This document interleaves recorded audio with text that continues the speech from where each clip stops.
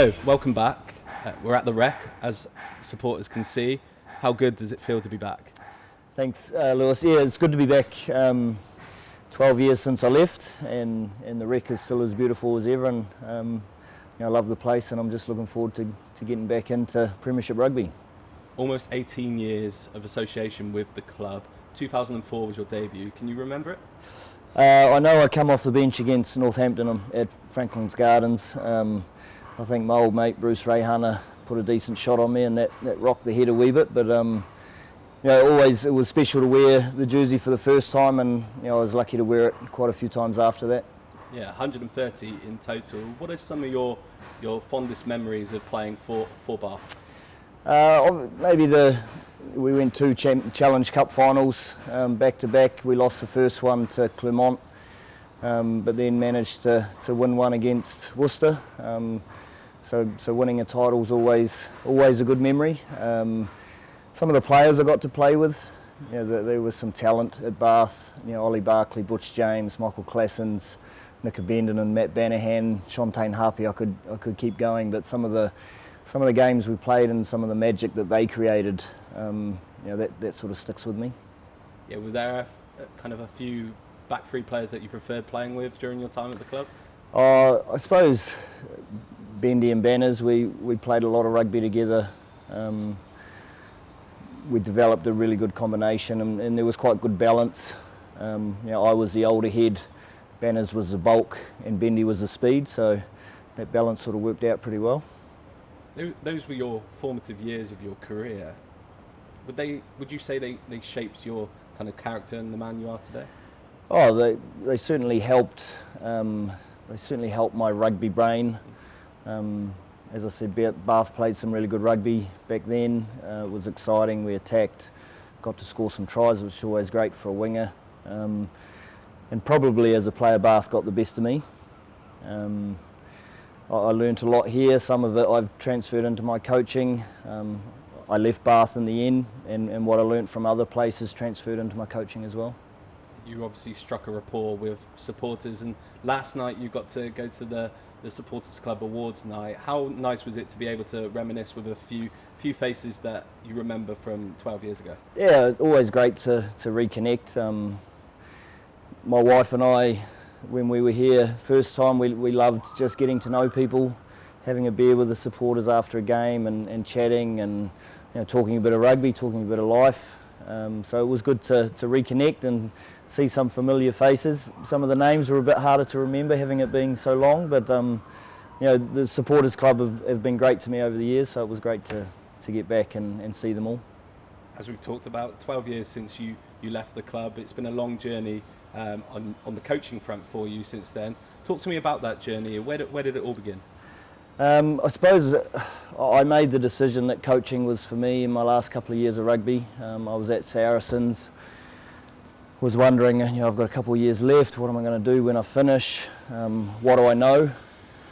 I know rugby, so started doing some coaching courses. I was coaching at my daughter's high school, was coaching with Michael Owens at London University. So I started coaching there, went back to New Zealand when I retired in 2013, played a couple of games for my club, which was nice, and then the following year started coaching them, got involved with the Crusaders Academy, coached the Canterbury under-19, and then in 2015 Scott Robertson offered me the job to coach Canterbury with him. Scott Robertson, obviously one of the kind of high-profile coaches in the world at the moment. What was it like to learn from him, and who else have you been fortunate enough to work under as a coach? Ray's he's an interesting man. I love him to bits.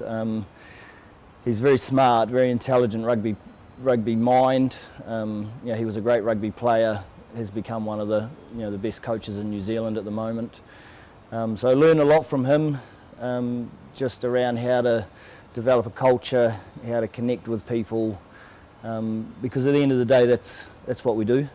Yes, we coach rugby, but it's more around how do we connect with the people that we're working with, how do we build a relationship so that there's trust and we can talk and challenge each other. So I learned a lot from him there. was lucky enough to coach the Māori All Blacks and New Zealand Barbarians in 2017 with Clayton McMillan. So learned a lot from him around the Māori culture, so mana and respect. He's very organised, so learn a bit there. Every coach I've worked with as a player or a coach, you take a little bit. So I've been fortunate enough to work with some really good coaches over the years.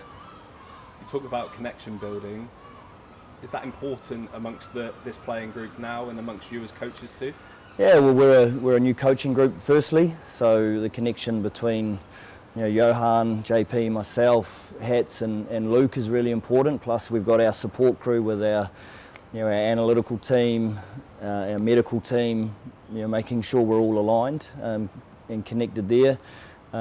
Big part of Johan's job really, but as the support coaches, our relationship with those departments really important to make sure that we're providing the best service to our players that we can.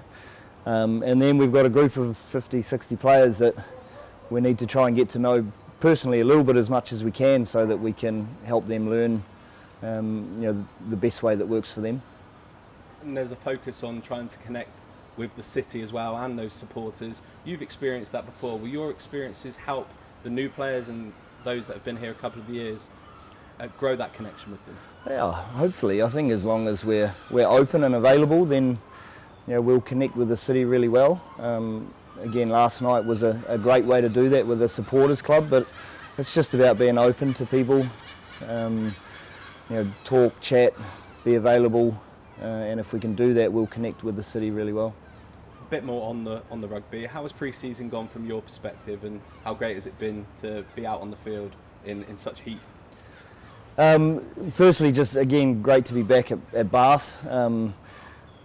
For a long time I probably didn't think this was going to happen, but here I am, which is great. It was really good to get involved. Like Johan and JP, I was working somewhere else while keeping an eye on what was happening here and planning. So to finally get here and get started was really good.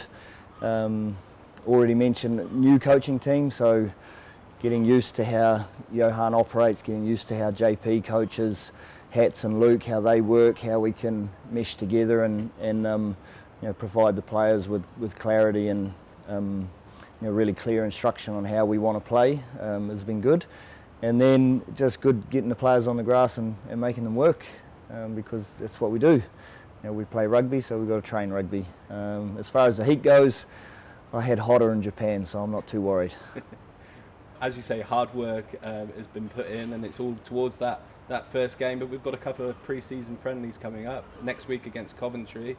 The boys are excited, aren't they? Yeah, I mean, we train to play. That's what it's all about. So I know when I was a player, getting through pre-season to that first game was really what you wanted to get to. The boys have worked hard. We're growing as a group. So Coventry's really the first chance to put it out on the field against different opposition other than ourselves. And we look forward to seeing it then. Joe, best of luck for the season and great to have you back. Awesome, thanks for having me.